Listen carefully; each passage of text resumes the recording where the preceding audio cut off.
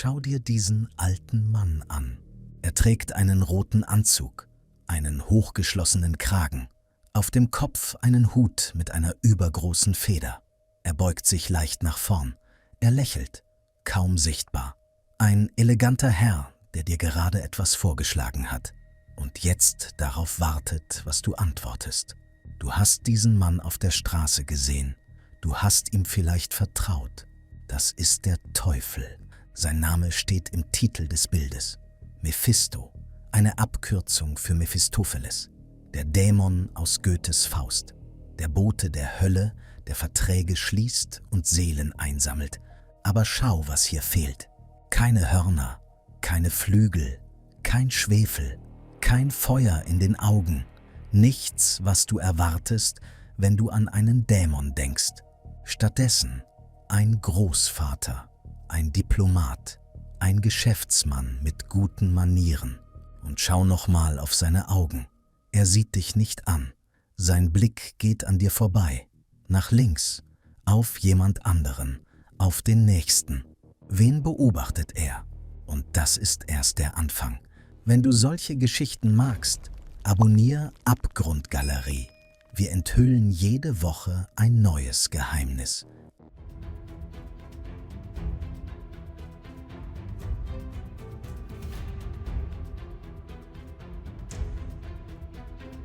(1895) München.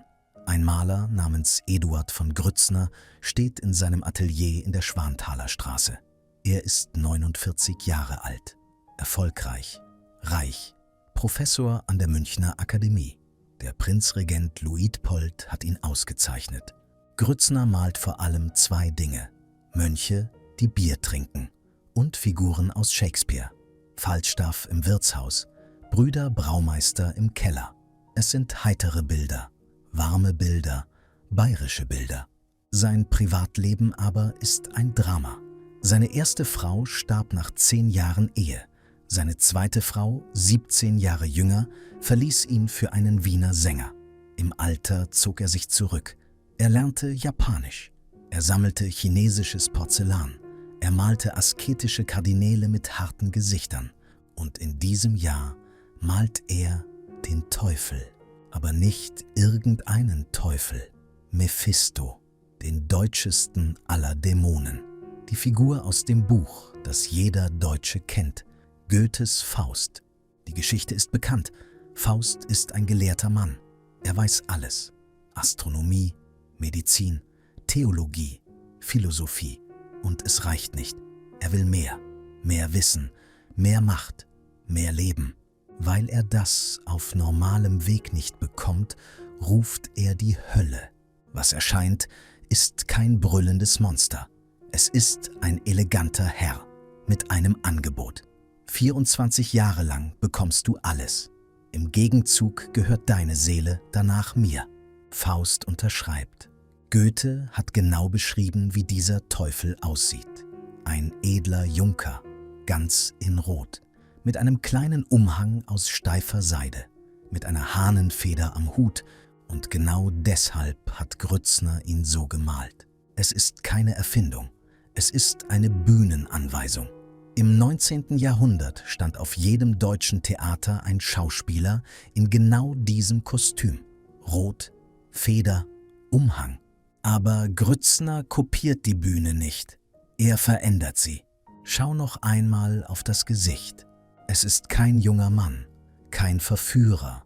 Es ist ein alter Herr mit grauen Haaren, mit Falten, mit der Würde, die sich Generationen aufbauen. Er sieht aus wie jemand, dem du sofort vertraust. Ein pensionierter Lehrer, ein wohlhabender Nachbar.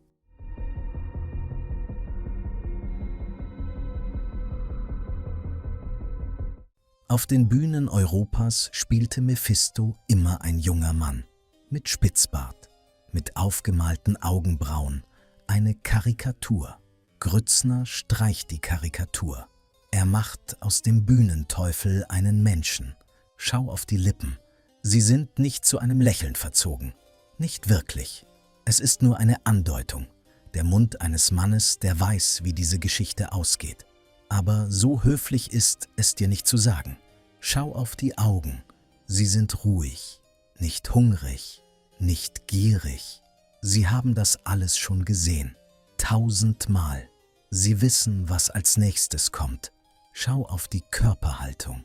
Er beugt sich nach vorn, aber nicht aggressiv, sondern höflich. So, wie sich ein Arzt zu dir lehnt, der dir eine Diagnose mitteilt. Es ist die Haltung eines Mannes, der nichts von dir will, der dir nur ein Angebot macht und wartet. Und schau auf die Feder. Sie ist übergroß, theatralisch, fast lächerlich. In Goethes Text ist es eine Hahnenfeder. Der Hahn, das Tier, das in der christlichen Tradition für Verrat steht. Petrus verleugnete Christus, bevor der Hahn 3-mal krähte. Mephistos. Federschmuck ist kein Schmuck. Es ist ein Hinweis. Du wirst verraten werden. Vergleich ihn mit der berühmtesten Mephisto-Darstellung vor Grützner.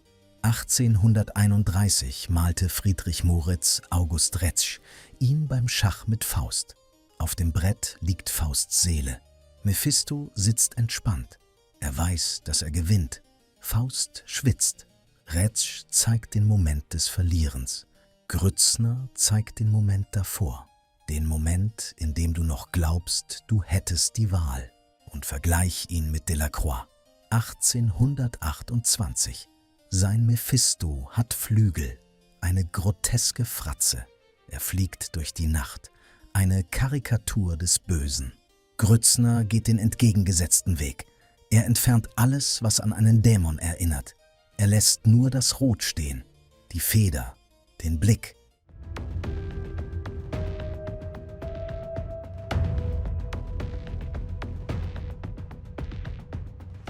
Den Rest macht er menschlich, bequem, vertraut, und Mephisto hat keine Waffe in der Hand, kein Schwert, keinen Vertrag, keine Tinte, weil er nichts davon braucht. Sein Blick geht nach links, auf jemanden außerhalb des Bildes. Wer immer du bist, der das Bild ansieht, er sieht durch dich hindurch, auf den Nächsten. Du dachtest, das ist eine Geschichte über Goethe, über Faust, über die deutsche Literatur. Falsch. Spulen wir vor. Vom Jahr 1895, fast 50 Jahre nach vorn. 1944. Berlin. Reichskanzlei. Albert Speer, Hitlers Architekt und engster Vertrauter, sitzt mit dem Führer in dessen Privaträumen. An den Wänden hängen Gemälde. Speer wird das später in seinen Memoiren genau beschreiben. Er listet Hitlers Lieblingsmaler auf. 11 Namen. Nummer 1, vor Spitzweg, vor Tizian, vor Rembrandt, ist ein bayerischer Genremaler, Eduard von Grützner. Hitler liebte die heiteren Mönche, die Bierkeller. Diese Bilder hingen auf dem Berghof, in der Reichskanzlei, in Hitlers Münchner Wohnung in der Prinzregentenstraße. Speer schreibt das Zitat des Führers wörtlich auf. Grützner sei, Zitat, stark unterschätzt. Eines Tages werde er so viel wert sein wie ein Rembrandt. Rembrandt selbst hätte das nicht besser malen können. Aber das ist nicht das Verstörendste. Das Verstörendste ist der Begriff, den der amerikanische Historiker Jonathan Petropoulos im Jahr 2000 für sein Standardwerk über die Kunstwelt im Dritten Reich wählte. Der faustische Pakt. Im Land Goethes, schreibt Petropoulos, verkauften die Männer der Kunstwelt ihre Seelen. Museumsdirektoren, Kunsthändler, Wissenschaftler, Maler. Sie raubten Bilder, sie enteigneten jüdische Sammler, sie zerstörten Kunst, die nicht ins Konzept passte. Für Macht, für Karriere, für ein paar Reichsmark mehr. Und sie sahen dabei nicht den Teufel mit Hörnern. Sie sahen einen höflichen alten Herrn in Rot, der sich leicht zu ihnen vorbeugte, der ihnen ein Angebot machte und wartete.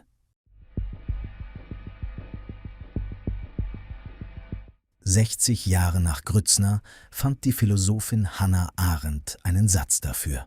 Sie verfolgte den Eichmann-Prozess in Jerusalem. Sie sah keinen Dämon im Gerichtssaal, Sie sah einen mittelmäßigen Beamten, einen, der gerne korrekt arbeitete. Arendt prägte den Begriff, der seither um die Welt geht: die Banalität des Bösen. Ein bayerischer Maler hatte sie schon gemalt. Grützner starb 1925, 8 Jahre bevor Hitler an die Macht kam. Er hat nie erfahren, was sein größter Bewunderer später anrichten würde. Er hat das alles nicht gewollt, aber er hat den Teufel so gemalt, wie er wirklich aussieht. Nicht wie ein Monster aus der Hölle, sondern wie der elegante alte Herr, der dir auf der Straße begegnet, der sich höflich vorbeugt, der dir ein Angebot macht, der wartet, bis du zustimmst. Das Bild ist über 100 Jahre alt, der Maler ist tot, aber die Figur in Rot, sie steht noch immer dort, lehnt sich vor, lächelt und schaut an dir vorbei, nach links, auf den Nächsten.